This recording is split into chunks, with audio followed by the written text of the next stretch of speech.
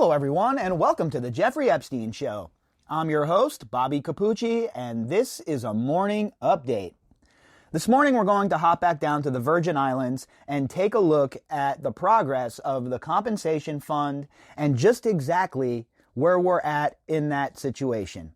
We've been following this from the beginning, from the second it started in the court down there, and we know that it has been an all-out battle royale between all sides. The estate, of course, wants a favorable term for them. The Virgin Islands and Denise George, well, they don't only want convictions and compensation for the survivors. Well, no, they think that the Virgin Islands itself is a survivor and the Virgin Islands should be compensated financially as well.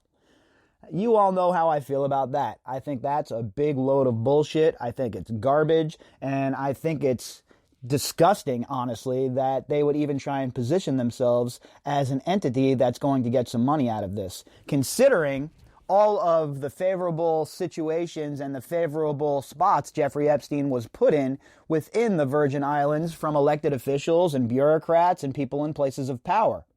So it's a hard sell for anybody, I think, at this point, to try and sell them that the Virgin Islands was in fact a victim in this case and that the Virgin Islands is entitled to some of the money from the compensation fund. All of that money, every last dollar, should go to these survivors. Every single dollar. Not half, not a portion, not a prorated amount, none of that. All of it should be distributed to these survivors. And I don't really know if this is the situation where these people from the estate want to play games, right? They're already under the microscope. Everybody's already paying attention to everything that's going on down there, everything that they're doing. And, you know, they better come correct with their proposals, because I know for a fact that there are some girls who are involved down there whose lawyers are not going to be bullied into taking some kind of deal that they don't feel is right for their client. Now, there might be other lawyers who do the opposite, because we all know not everybody has honor. We all know not everybody cares about these survivors, and there are some people who only care about benefiting off of their backs. And there are a lot of people out there like that, unfortunately. A lot of grifters and a lot of people who will do anything to avoid taking responsibility for what has occurred. And this whole entire case is littered with people like that. All right, so our article is from the heraldmailmedia.com, excuse me. And the headline, Epstein Sex Abuse Victims Fund Moving Forward Soon, Estate Says. And the author is Bob Van Voris from Bloomberg News. So I guess this was originally published in Bloomberg, and the Herald Mail ran it. So the original publication you can find at Bloomberg News. All right, on to the article. A fund to compensate abuse victims of financier, pedophile, Jeffrey Epstein, who killed himself in August while awaiting trial on sex trafficking charges, will move forward soon, a lawyer for his estate said. Well, that's all fine and well. Maybe from the estate's standpoint and from their point of view, the fund is going to move forward. But that doesn't mean that Denise George or the attorneys for the survivors are going to just jump on board and sign off on whatever garbage you put forward. And again, look, I don't trust any of these players for the estate. I don't trust Leonard. I certainly don't trust Bennet Moskowitz. I don't trust Khan or Indike or anybody, to be frank with you, who has anything to do with the estate. The lawyer, Bennet Moskowitz, said in a phone conference with a federal magistrate judge Friday that he believes delays caused by related litigation in the U.S. Virgin Islands appear to be resolved, and that the estate expects to begin putting a plan for the fund into effect June 15th. And now you see why the judge in the Annie Farmer and Ghislaine Maxwell civil suit wants a update in the middle of the month, because it has to do with the compensation fund and the criminal case. While I don't agree with that decision, you see it here as to what she's doing, what her motivation is, and the way she is perceiving things. The program's going to go forward very soon. I'm confident of that. Moskowitz told U.S. Magistrate Judge Deborah Freeman. He said 69 women, the vast majority of those with abuse claims against Epstein, have come forward to support the program. Well, that's fine and well for those who have come forward to support the program, but what about those ladies who don't support the program? They shouldn't be forced to jump on board. They shouldn't be forced to follow the crowd. If they don't feel like it's personally beneficial to them to sign off on this compensation fund, they should not do it. And they should pursue their portion of the estate in whichever way that their lawyer and their legal team sees fit. Again, I'm certainly not a lawyer, right? I don't know how to put forth a proper law strategy, but I will tell you this. It would be an absolute scorched earth strategy for me if I was a lawyer at this point. I would go for the jugular of all of these people, and every single person that was involved would be on my list for somebody that would be getting sued. Because there are so many people who had knowledge of this. There are so many people who were involved in this. And there were so many people who still, to this day, decide to keep their mouths shut instead of coming forward and helping out these young ladies who have had to shoulder this burden for their whole lives. What sort of scumbag can look in the mirror and have information about something like this and not come forward? What sort of scumbag can live with themselves like that? Well, obviously, there's all sorts of scumbags littered all over this case, folks, because every single one of these people who enabled Jeffrey Epstein and who had even an inkling of what was going on and didn't come forward, well, every single one of them is responsible for what occurred in their own little way. Everybody owns a little piece of it, his whole circle. But a lawyer for 4 victims, survivors, who have sued Epstein expressed skepticism. I have no confidence that that is something that will necessarily move forward on that date, said Sigrid McCawley, pointing out she had received nothing in writing from the Virgin Islands to confirm resolution of matters in dispute. And that's what I'm talking about here, how some of the girls' lawyers are very skeptical still about this.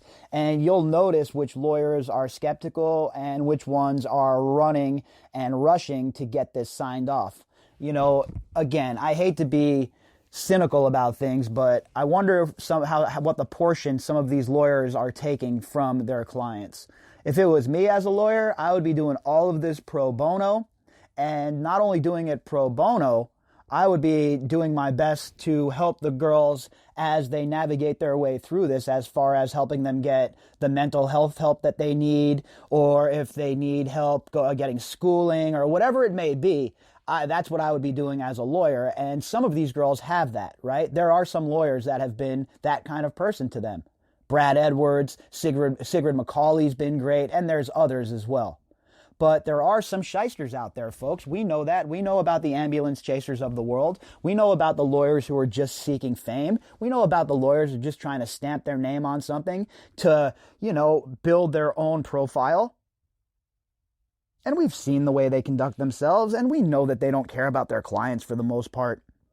I mean, just for example, look at the way Gloria Allred treated Maria when Maria Farmer called Gloria Allred. It's an absolute travesty. And yet this woman runs around like she is this big women's advocate and this great fighter for women's justice. And it's just all, you know what it's like with all of these people? Law enforcement, not law enforcement, but the judges, the lawyers, all of these people, they get into the courtrooms and stuff and they act like they don't like each other. And then afterwards, they're all hanging out, swilling down bourbon and whiskey. It's like watching WWE. While they're in the ring, they all hate each other. But afterwards, they're all friends. They're all getting on with each other. And you know what? It's a big, gigantic club that none of us are ever going to be invited to.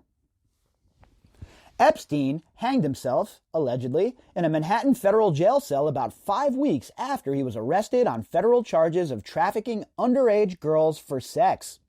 After his death, the executors of his estate proposed using his wealth to create a fund to confidentially compensate his victims as an alternative to lawsuits. And guess what? In my opinion, the whole motivation behind that with Khan and Indike is, especially for Indike, he understands that his name is on so many of the documents signed by Jeffrey Epstein. This man should not be an executor of the estate. This man should be facing RICO charges himself. And I would not be shocked going forward if this case moves in a direction that we think it might move in, if Indike is not slapped with tons of RICO charges. I'm not talking about 2 or 3, folks. I'm talking about when they slap you with these RICO charges, sometimes you'll get hit with 100 of them. I know somebody that was hit with 100 different kinds of RICO charges, literally 103 to be exact. And this person was litigated into the poorhouse. And we're not talking about a poor person here. We're talking about somebody who had funds, somebody who had money. And they were litigated into the poorhouse and forced to take a plea deal, basically, because the FBI threatened to go after their family, threatened to go after everybody they ever gave money to. But yet, these scumbags like Indike and Ghislaine Maxwell, they don't have that same pressure turned up on them. They don't have their kids walking home from school and the FBI rolling up on them, threatening to, arrest their father or their grandfather or their uncle and threaten to interrogate them even though they're underage. Well, you don't think that shit happens, folks? I know it does. I've lived it. The FBI is corrupt, okay? The FBI does not care about you or me or anybody else. Again, like the rest of these scumbags, it's all about the consolidation of power and controlling the narrative. The plan hit an obstacle when the Attorney General of the U.S. Virgin Islands sued the estate in a local court in January, seeking civil penalties, damages, forfeiture of Epstein's private islands in the U.S. territory where he took many of his victims, and restitution for local women who he also abused. The action effectively froze the estate's assets and has delayed the compensation program from going forward. And here is my problem with Denise George. She wanted to seek civil penalties and damages and forfeiture of the islands in the U.S. territory to the authorities of the U.S. Virgin Islands. And then they'd be able to sell that property off, right? Now, the part here where restitution for local women that he also abused, that is certainly something I agree with. And that is certainly something that should be added to whatever payout situation occurs. Because how many local girls and local women were abused in the Virgin Islands? You see, folks, whenever there's great poverty, these predators see opportunity. And we know that there is great poverty in places like the Virgin Islands in some areas. And we know that Jeffrey Epstein was a legitimate predator. That is what he lived for. Girls who came from abusive homes, broken homes, girls who didn't have money, girls who were struggling to get by. And if you've never grown up poor, then you don't understand. You just don't understand what $200 means to you. And nobody could ever make you understand that unless you grew up poor, where you didn't know where your next meal was coming from sometimes. Or when you didn't have, the Jordans, or you didn't grow up and you didn't have whatever the designer clothes were. $200 is a big deal, especially when you're impressionable, especially when you're naive, and especially when you think you're just going to give somebody a massage.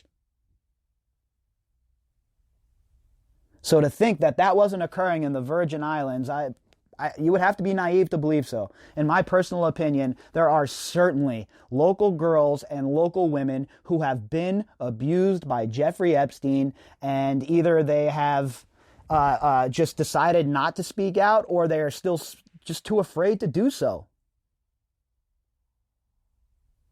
Imagine being someone who's poor and you walk into all of this opulence and wealth and this big mansion and this beach resort, et cetera, et cetera, et cetera. And you look at the wall and he's shaking hands with Clinton. He's shaking hands with Trump. He's shaking hands with this powerful person, that powerful person.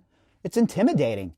It is certainly intimidating for adults. Now, imagine being a young girl and this man's telling you that you're going to have to perform these disgusting sexual acts on him, and what he's doing is he's projecting his power without even having to say it by showing you all of the powerful people he was hanging out around. So I think that that's something that should be added to the compensation fund for sure. Restitution for the local women, but not only local women in the Virgin Islands. I think there should be a pool set up for women who have not come forward so far in places like Santa Fe, Albuquerque, Palm Beach, New York, wherever it may be, who have not come forward. There should be a pool set aside because I know that there is going to be a wave of young girls and women coming forward in these states at some point. I just have a gut feeling because I can't believe that he was only up to his tricks in Palm Beach and New York, especially considering the poverty in Albuquerque and how easy it would be for him to use that as a fertile hunting ground for these young ladies. So, folks, who knows what's going to happen with this compensation fund? The estate says June 15th. I kind of fall on the side of Sigrid McCawley here and say I don't think it's going to be that soon. I still think there are roadblocks. I still think that there are hurdles, and I still think that the fund is not set up in a manner that is beneficial to the survivors, in my personal opinion. So we're going to keep our eye on it. We're going to keep following it, and I will bring you updates as they occur. All right, everybody. That'll be it for today. If you'd like to contact me, you can do that at bobbycapucci@protonmail.com. That's BOBBYCAPUCCI@protonmail.com. You can also find me on Twitter at BOBBYCAPUCCI. Excuse me, I think that's a little wrong there. It's actually BOBBY_CAPUCCI. All right, folks, that'll do it. I'll be back later on today with some more. I hope you all have an amazing Sunday.